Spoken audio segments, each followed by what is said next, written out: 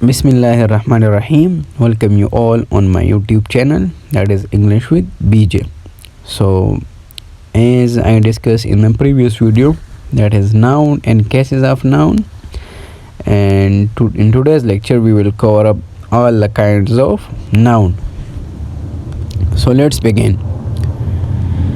Kinds of noun. The very first one is common noun. So common noun are those nouns which is used for common person, place or things. Like we have some examples over here. The first one is boy, girl or teacher. We cannot use this for specific one. We can use it as a general for all of boys, for all of girls, for all of teachers.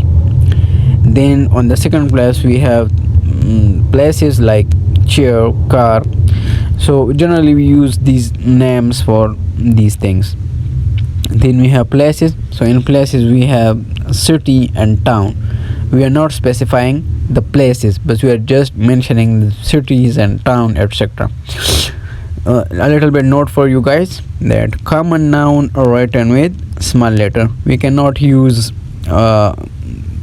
we cannot start it with the capital letter. Normally we use it we written it with the small letter. Then we have the proper noun. So proper noun are those nouns which is used with proper person, place or things like Ali, Jack, Maria. These example are for person. For places we have Islamabad, Lahore, etc. And for things we have, like I have mentioned, Honda Civic, Samsung mobile, specific company or specific model, etc. Then we have some cases over here in the proper noun. So I would like to mention that cases as well. The very first one is proper noun are written with the capital letter. It will always start with the capital letter. And the second thing is we cannot use an article with the proper noun. And the third one is proper nouns do not have any plural. You cannot written like this, that Islamabad's, Lahore's. You cannot put the S for plurals as well. Then we have compound noun. On the third place we have compound noun. So compound noun are those nouns which are made up of two or three words. Like we have cricket players, school bus, brother-in-law, father-in-law, and these are the example of compound noun. Then on the fourth place we have abstract noun. So abstract noun are those nouns which have physical shape and existence. Normally we cannot see or touch those things. Like we have examples over here, like honesty, love, truth, faith and decision. You cannot touch these things. It can be only feel by senses. We can only feel this thing, but we cannot touch it, and these things do not have any physical existence.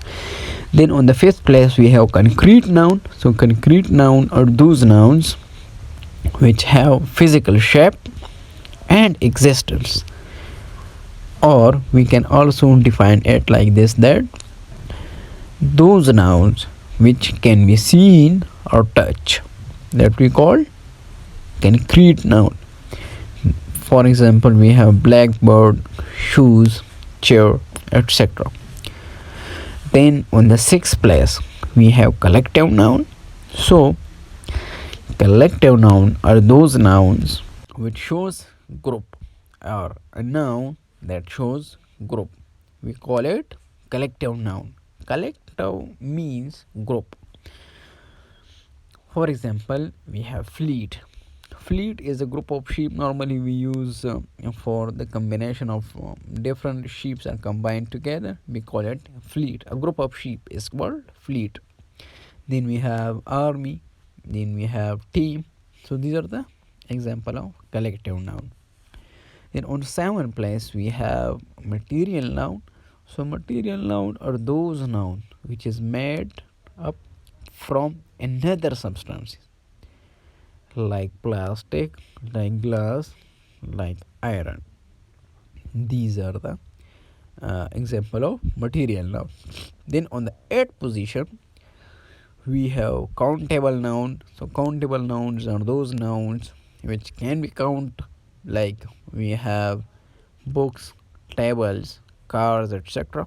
And non-count or uncountable noun are those nouns which cannot be count, that we call uncountable or non-count nouns, like hair, like sand. And the last one, and on the 10th place we have massive noun.